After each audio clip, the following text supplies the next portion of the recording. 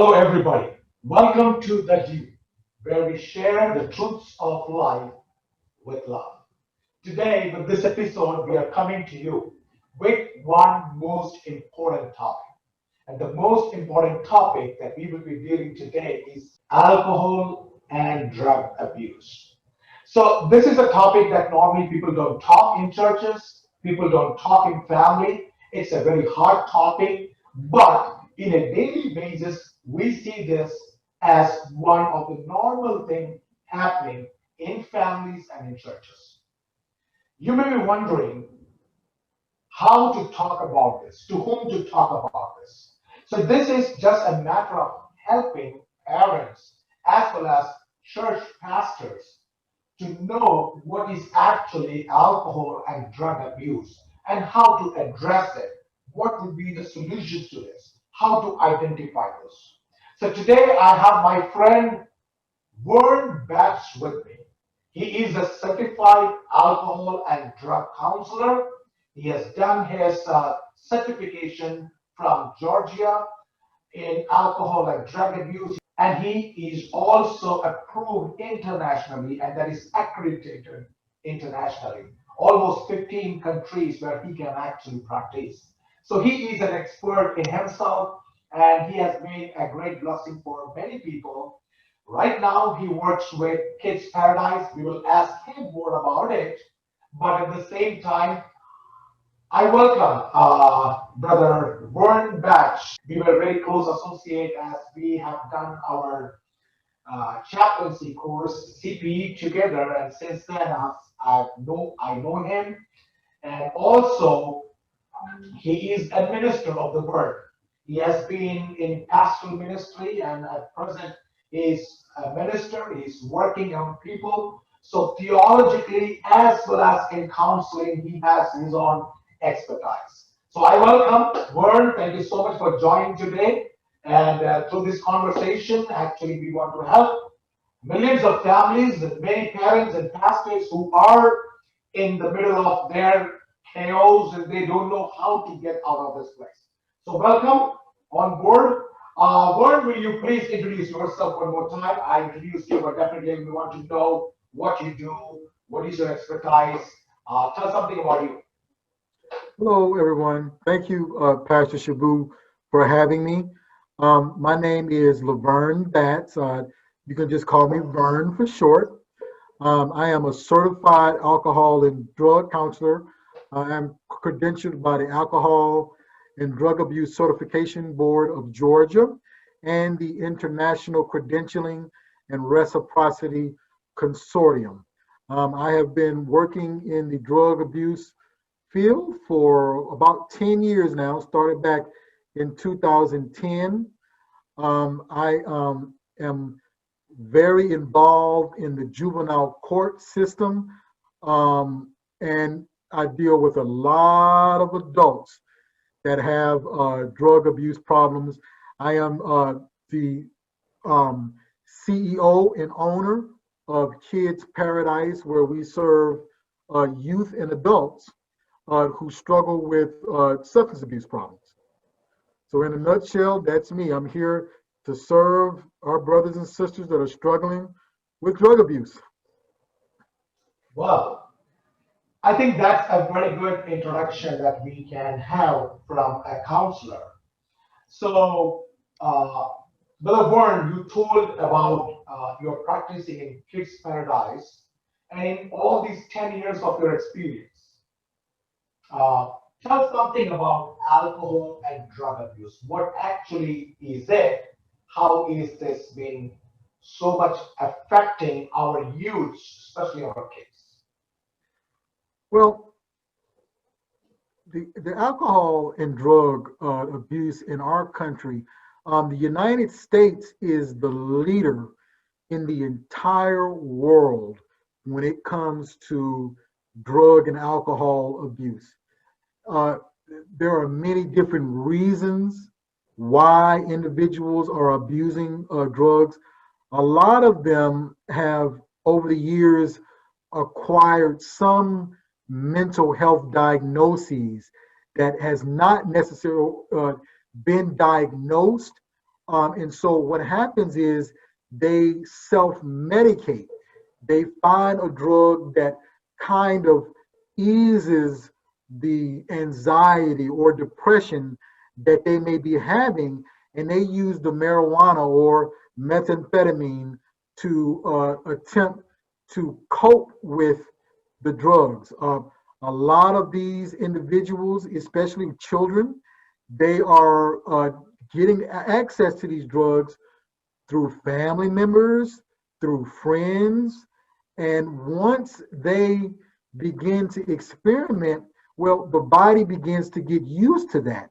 When you talk about alcohol and drug abuse, you're really talking about dopamine production in the brain.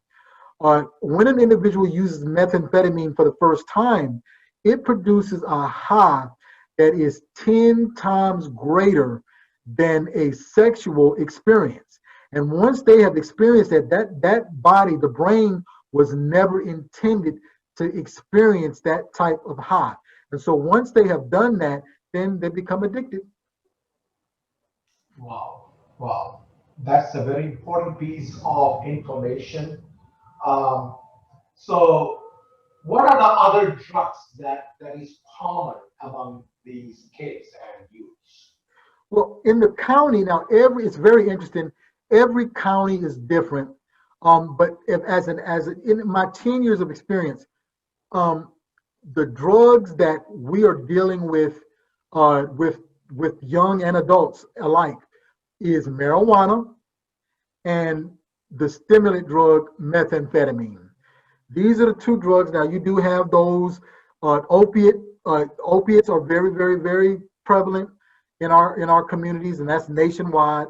Heroin, which is an opiate, but generally the stimulant class drugs and opiates are what we are abusing today, and the reason is because of its cost efficiency. You know, they can generally get a hold to those drugs for very, very cheap, much cheaper price than some of the higher end drugs. Methamphetamine is a drug that you can manufacture in your own home if you know the right ingredients. So methamphetamine tends to be the most popular along with marijuana. Wow. So, are these drugs that you said, is this available, easily available in market? Oh, very, very available. Even in our school systems, we have young people who are working for older adults. I mean, you've got 40 and 50-year-olds that are using students to sell drugs to students. It is a very, very big problem. And what is attractive is the fact of the large quantities of money that these young people would not ordinarily make. And so they are more than willing to put their lives and legal status on the line just to make those extra dollars. Wow, wow. So, in this long years of your counseling, you might have seen a lot of kids, youths, and adults. What you have seen the earliest age where a kid is exposed to drug abuse? What would be the earliest age, and what would be the oldest age also? If you can just bring some light on that. Yeah, for me, now there have been others that have seen younger, but for me, the youngest age that I have seen is 12 years old. And when I did an assessment on that individual, I learned that in actuality, that individual got exposed to the drugs when he was 8 years old. And then the oldest that I have seen is 50. But see, the thing is that these individuals, when they start very young, it is very, very hard for them to get away from that drug. And so what we see are cycles. Not only do they get a hold of the drug, but their children, their children's children, it is a vicious cycle. There is almost an 80% chance that if an individual uses drugs, if they have children, their children will also be exposed to illicit drugs.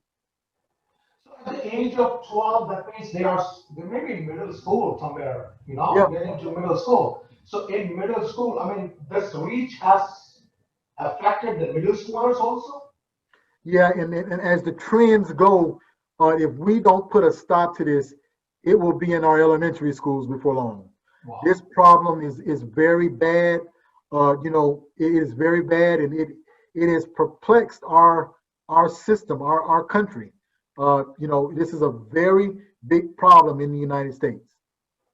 Yeah, because this is very much prevalent in schools, and as a pastor, I think after hearing from a lot of other pastors in churches, in many other places, many of the young people are addicted to this, and kids are addicted to this, and they get this. So tell me this: when this kind of abuse or alcohol or drug get as an influence over a kid, over a young man or a young girl, uh, how this affects him or her capability of performance.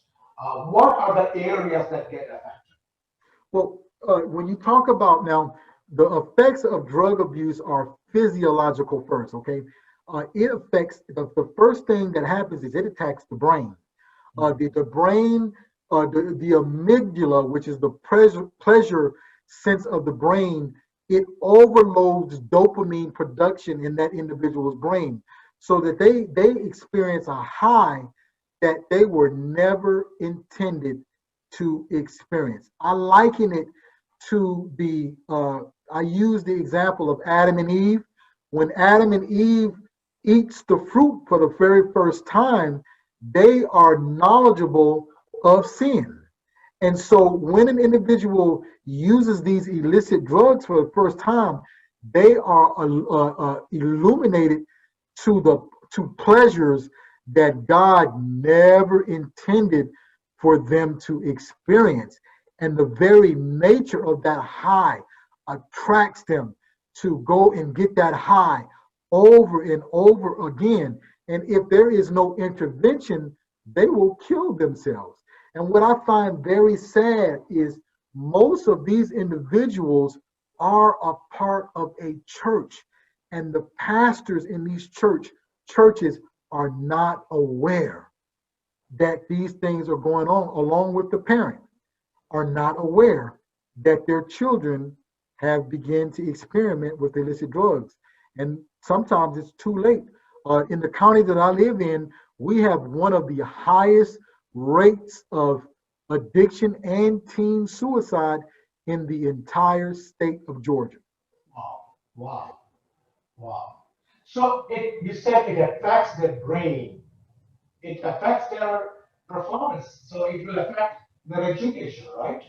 It will Oh, affect the memory, most assuredly. Once memory loss is a memory big loss. effect of just the brain cells being killed.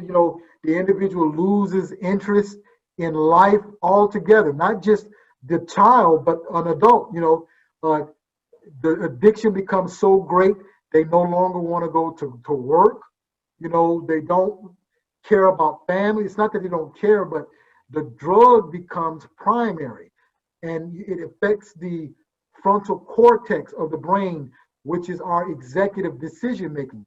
Nothing matters anymore but the drug. So school certainly is not important as you compare it to the high. It also affects the physical body. There rest any other organs. Yeah, sure. It can affect, of course, your heart. Uh, if you're ingesting, if you're smoking, it can affect your lungs. Yeah, it affects all aspects of the body. And, once you damage one organ, that can spread to other organs. So if we don't intercept, if we don't provide interventions early, then yeah, it can affect very many parts of the body. I heard it also affects the genital part, that also goes with that, right? Yeah, with especially with marijuana, yeah, it does affect genitalia growth. That's one of the side effects, unfortunately, of marijuana. Young people, when I tell them that, they go, oh, they think about that for a few minutes, but it's very hard dealing with young people because they don't have any kind of responsibility and they don't really understand the long-term effects. My most challenging job is trying to teach young people about the effects of drug abuse. So, friends who are watching me, I just want to tell you through this program, The Dew, we are bringing this new insight to you. I know you might be exposed to this or you might know this, but through an expert, we are trying to bring few more lights onto this one, and also would like to aware all the parents and even the church members and pastors that this is one thing that we have to fight with. This is something that we have to address. Maybe a pulpit platform may not be that enough, but through this discussion, we just want to help you out to see if this is something that you are facing in your family.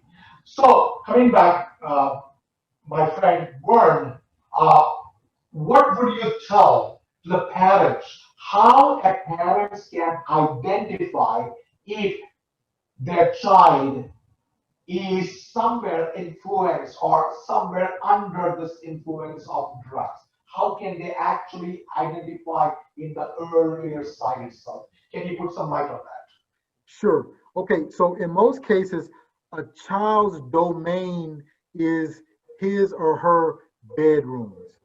I recommend that parents on a regular basis, when your children are not at home, you go through their rooms. You look under their beds. You look in their closets.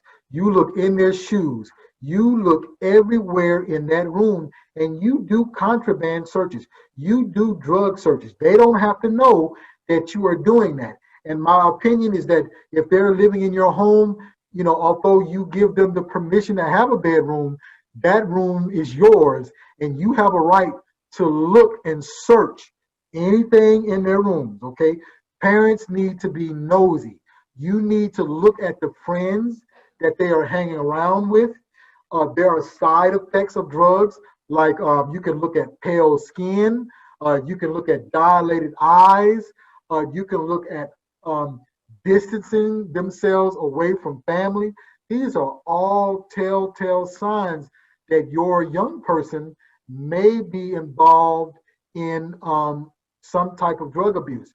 They may have been performing well in school. Now, all of a sudden, they don't want to go to school. They're not attending. Grades have begun to drop. When you begin to see these types of signs, then you need to begin to ask questions and you need to be doing some investigation as to what is going on with your children. Parents need to be more nosier when it comes to your children.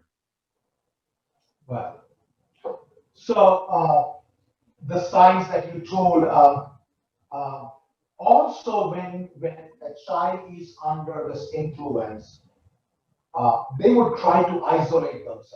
They would try to keep themselves out of the relationship. It's not like they don't like parents or they don't like to be with parents, but a sense of isolation and locking themselves inside the room, that also happens, right? Yeah, and that is the spiritual component of drug abuse. Now, um, we have identified that from a biblical standpoint, that drug abuse of any type is the spirit of witchcraft. Oh, This is found in the book of Galatians, chapter 22, where it talks about the works of the flesh. The word witchcraft is used. That word in the Greek is translated pharmakia, which means a druggist, one who poisons. So this is talking about the drug dealer. So if God sees the drug dealer as a witch, then anybody using the drug is under the influence of witchcraft. And witchcraft is a controlling spirit. So what it wants to do is it wants to isolate the individual so that it can talk to the individual, so that it can entice the individual. And so from a spiritual standpoint, most of the individuals I serve, they all have the exact same side effects. Their parents report that they don't want to be around us anymore. They only want to be in their rooms. They only want to hang around with themselves. Red flag when you begin to see that kind of stuff. well, I think that is one of the important points. And so, friends who are watching me, as one was telling, this is also a spiritual fight. Definitely, it's drug abuse and kind of things, but it's a spiritual fight. And the way how he translated into a theological way from the book of Galatians, it is an active role of witchcraft or an active role of addiction that controls you. Well, so that was great, Vern. That tells and defines itself how powerful it would be. So as you said, a parent can identify this, and I won't be the pastors or church people can identify this fast because they see them for a short period of time, but parents are responsible for this. Um, so Pastor as Shabu, a, huh? can I say this one thing? I need to inject, especially in churches, okay? A youth ministry is not a babysitting service. We should be identifying the youths that are in our youth ministries, and these types of lessons need to be taught to these youths in church. We need to be more involved, talking and partnering with these parents and providing this relevant education to our families. They need to understand this. Great. Yes, I do believe that. I think it's time to talk openly about it, and every family should know that. And from church platform, this has to be a part of our discussion too. That's right.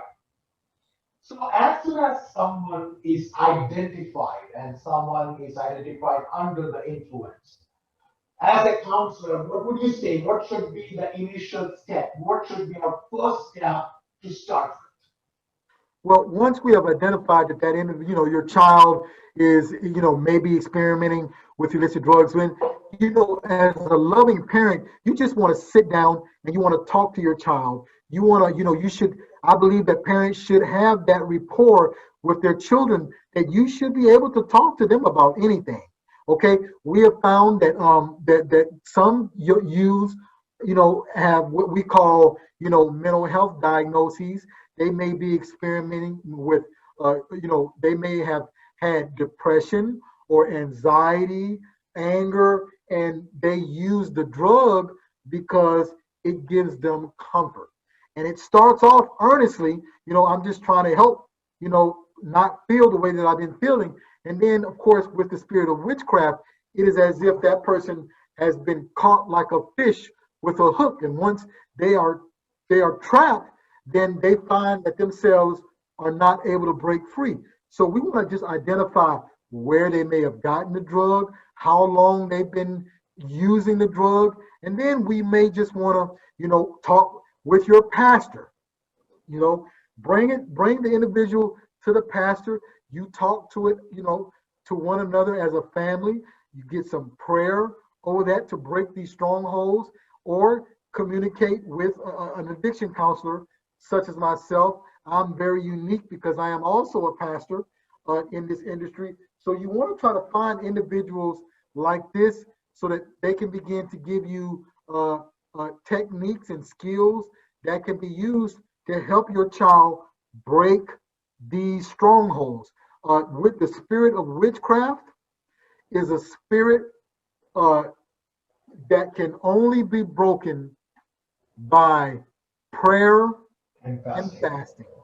Great. You this, I think that is in Matthew 22. God tells the disciples that this These type, things shall not move away without fasting and prayer. That's right. this type only goeth away by fasting and prayer. This is one of those problems that we have that only goes away by prayer and fasting.